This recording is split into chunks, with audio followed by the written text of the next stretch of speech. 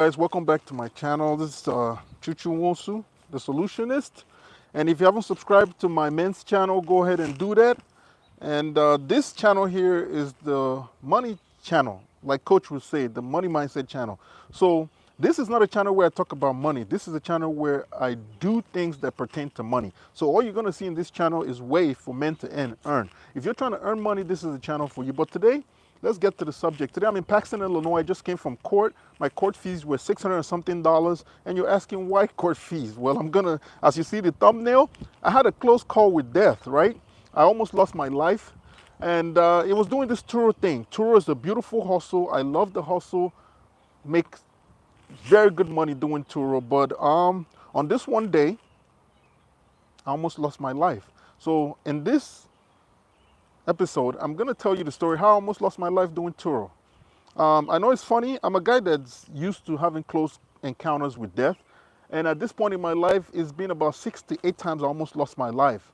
More stories are going to come in other videos. But in this video, we're going to talk about how I almost lost my life actually doing the Turo hustle. Okay? I don't know if I should show you guys the car first or if I should tell you the story first. Right?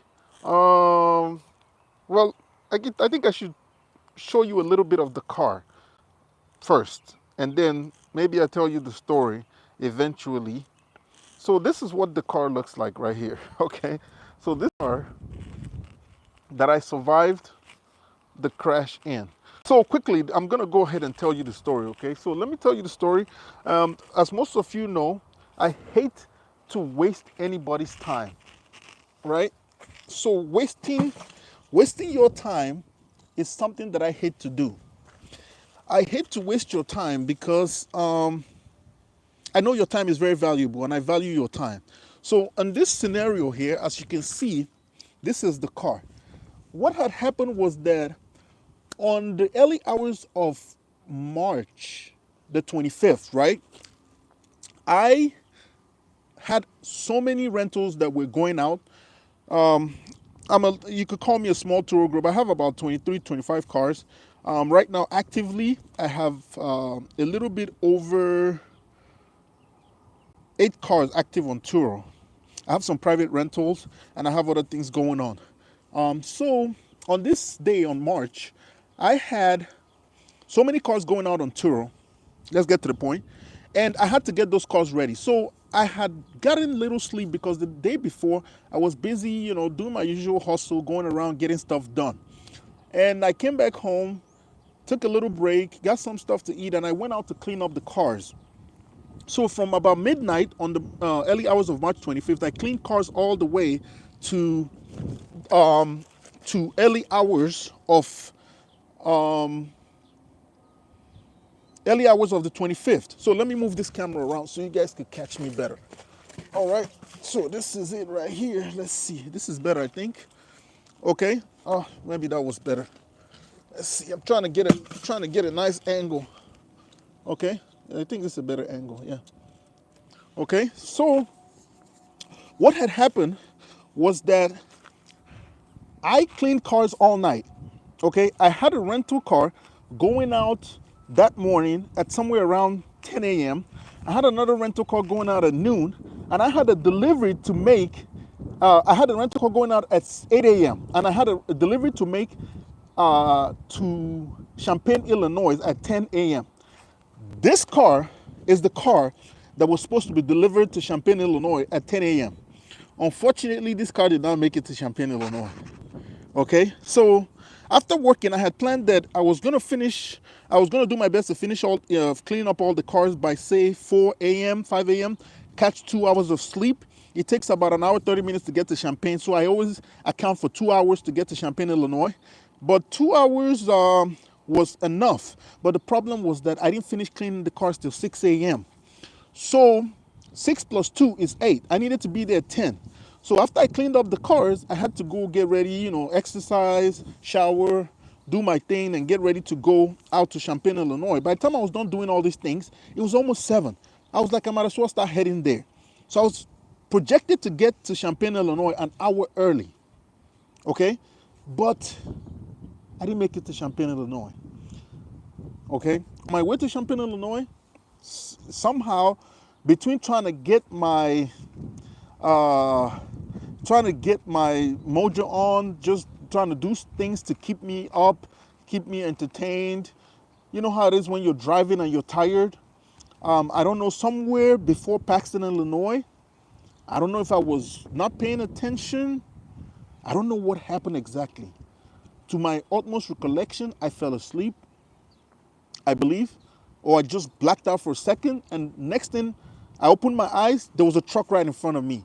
I swerved to the right to avoid the truck. There was a bobcat right there. So it was either drive off the road, okay, drive off the road and fall into a ditch and just basically hope for the best. So I had an option to drive into a farmland. Maybe it might be a ditch. I didn't know what it was going to be. I chose not to do that.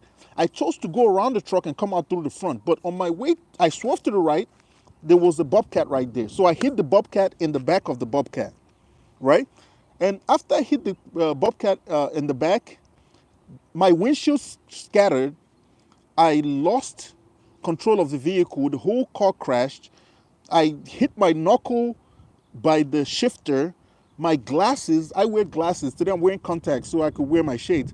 My glasses, my medicated glasses, imprinted into the middle of my nose and actually fractured my bone, my nasal bone, and also cut marks into my face. If you could see my face, you will see the marks right there, okay? You see the marks right there, and also I hurt my knuckle, okay? So that's what happened to me on that day, okay? So with that said, I hopped out of the car. Immediately I hopped out of the car, I just got into a flight state. Just adrenaline kicking in. I went right away, started gathering my things because I figured the car was totaled. I started reaching out for my cell phone holder. I grabbed my chargers. I grabbed my bag. I grabbed everything I could grab because I knew what was going to happen next. State trooper was going to show up. The state police going to get there. They're going to tow my car. I'm going to get in an ambulance or whatever. I didn't commit a crime or anything like that. I just got into a car accident. I figured I was going to go to the hospital. They're going to take my information. So I grabbed everything I needed. And eventually the ambulance showed up. So after the ambulance showed up, they asked me if I needed medical attention.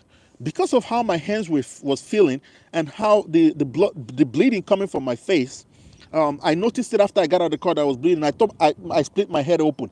Fortunately for me, it was just my nose. There was a cut in my face. So I requested to be taken to the hospital. That was a very expensive ride, in the tune of 24,000.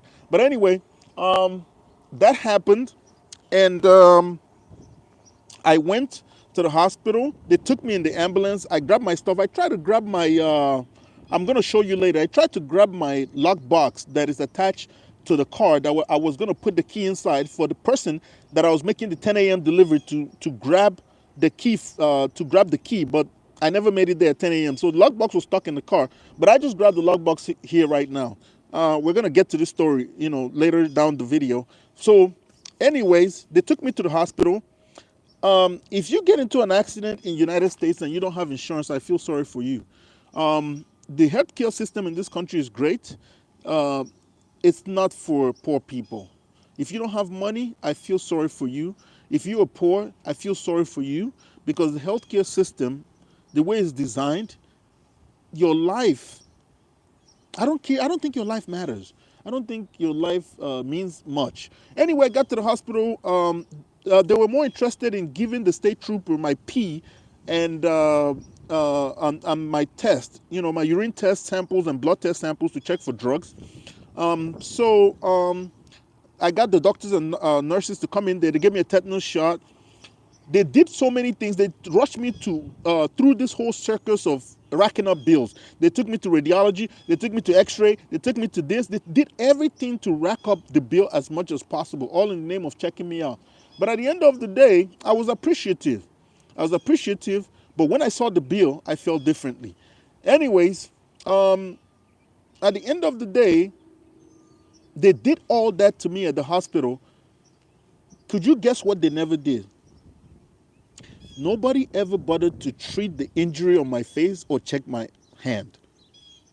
They took my blood sample, gave it to the state police. They took my urine and gave it to the state police. They ran me through different tests, through radiology, X-ray, and everything else. They even checked me. They took tests to check for diseases. They put me through a CT scan. They did everything. Nobody gave me a bandage. Nobody ever treated the wound in the middle of my face. You know what I mean? At least for 24,000, you would think you end up with a bandage or some treatment, at least alcohol cleanup and some iodine or something like that, and a bandage, something, wire gauze to basically protect the injury. But no, it wasn't cost effective to do that. So they basically left, after they discharged me, they left me in my face with the blood dried up in my face bleeding. That was sad. That was my experience. Luckily for me, at the end of the day, I survived that ordeal. A beautiful young lady was gracious enough to call off from her job and pick me up. And that was how I got back to Chicago. So that's my story on how I survived a close call doing Turo. It was a very, very eye-opening experience. I could have gotten deleted that day, and things could have gone so many ways that day. But fortunately for me, I'm still here, and I don't take that lightly. And which is why this opportunity that I have for life to be here, I choose to use it to pour into people that will listen, to just understand that there's so much you could do here in this world to become who you need to become. It's not easy for men these days, but hey, nobody said it was going to be easy. So now I'm going to take you around to show you the car that I survived the crash in. Okay, so let's go. So this is my 2012, well, I'm going to flip the camera around. This is my 2012 Toyota Prius V. I mostly rent hybrid cars, with a section of some luxury vehicles, the Porsche, the Range Rover, and the rest of but even my hybrid cars, I have the HS. These are luxury cars. They're LED interior, and they cater more towards luxury clients and stuff like that. But I have stuff like this, the hybrid cars. I love renting these cars. The everyday cars, very fuel economic, very fuel efficient. They help people, get around town, get from point A to B without costing so much money. These cars get 35 plus miles per gallon. Some of them get up to 50 miles per gallon. So this is the accident. Looking how bad this was. This was really bad. You see? That's the windshield. The windshield was crashed. This is the hood. The hood was obliterated. This is the driver's side. I'm gonna take you inside so you can see. I was sitting right here. My left hand is fine, but as you can see, this was destroyed. The airbag popped. I was sitting right here. As you can see, even the seat airbag didn't pop, so I was fine. I hit my hand against this shift knob right here, right? And I believe this airbag probably hit my face. Let's see if there's some blood in here. I don't see any blood in here. But this pushed my glass towards my face. I had some McDonald's I was eating to keep me awake. I usually don't eat McDonald's, but once in a while, I indulge. So that's that part. And then this is the back. These are all the parts from the front. So they had to put everything, the cleanup. This is a cleanup company right here in Paxton, Illinois. So I'm here in Paxton, Illinois. I just came from court. Court cost $600 and some. These guys haven't given me a cost yet for this. I'm trying to take back possession of the vehicle to see.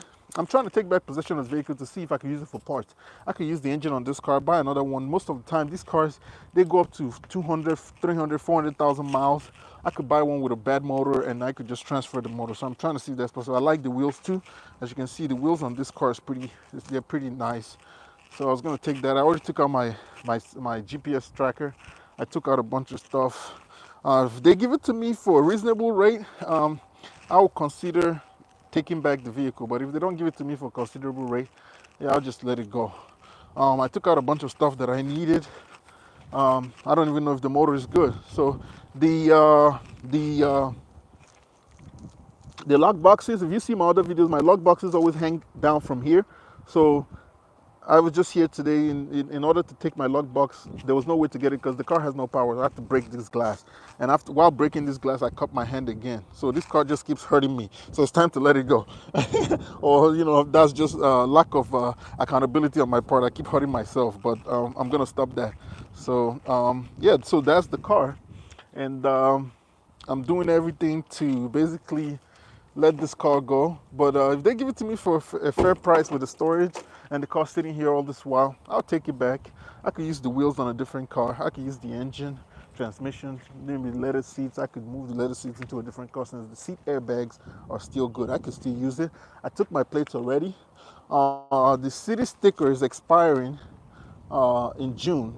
So it doesn't really make sense to take that. I could leave that. Yeah, maybe I'll grab it and transfer it to another car. And that's what the car is looking like. So that's the car that I almost got deleted in. And I'm glad to be here. And basically that's it. So when you're doing the, in summary, doing this Turo hustle, take it easy on yourself. I'm someone that benefits hugely, greatly, bigly, according to the former President Donald Trump, a great president, by the way. So I benefit bigly from delivery. I do a lot of deliveries, and that's how I make the bulk of my Turo income, because the deliveries pay me better. And I just love doing them because I get so much experience as I meet people outside of Chicago. A lot of Chicagoans are snobs, and not only that, they're people that I'm already acquainted with. You know what to expect, but with other places, you don't know what to expect. I love doing those deliveries in South Bend. I love doing those deliveries in MKE. I love doing those deliveries in Rockford International, the private jet airport in Hammond. I love doing all these deliveries all over the place because I meet very interesting people. One of the reasons I'm into this business and why I'm moving into the more luxury fleet is a networking avenue for me to meet the quality of people that I aspire to meet, and people that have a lot of value to bring to the table. And I try to meet these people and have something to offer them as well. I've met a lot of very gracious people through this avenue. So in summary, take it easy on yourself. Don't be so hard on yourself when it comes to this money and this hustle. Learn to rest. Learn to take your time to pace yourself. Because sometimes we get very passionate when we find that one thing that we love. For those of you that still have jobs that never found something that you're passionate about that you love, I pray you do. And the day you do, you will understand what it feels like to be me, right? I love this Turo hustle. I put a lot into it, and it gives me a lot back. But at the end of the day, I need to get some rest. I need to remember to rest, and I bid you the same. Learn to rest. Learn to take your time. Don't be so hard on yourself, and just understand that life is precious, and it could be snatched away in an instant. This is let me introduce you to my 2017 Toyota Prius. So this is the car that replaced that car. And this is what I have right now. And actually, I was going to take that train. That's the train I take back when I make the delivery. Whenever I make the delivery at Champagne, Illinois, that's the train that takes me back to Chicago. I believe it gets to Chicago by 1 o'clock. Yeah, somewhere around the 12:54, 12:45. So yeah, so I missed my train that day. And my train actually I have insurance to get a refund. I haven't gotten my refund yet. But this is the car that replaced it. This is the replacement vehicle. So that's how we're rolling right now. So I'm about to head back to Chicago. And for those of you that follow the channel, those of you that watch, please subscribe. If you extract value, if you don't extract value from this, it's okay not to subscribe. I just want a community of people that are able to see the value in what I'm trying to communicate.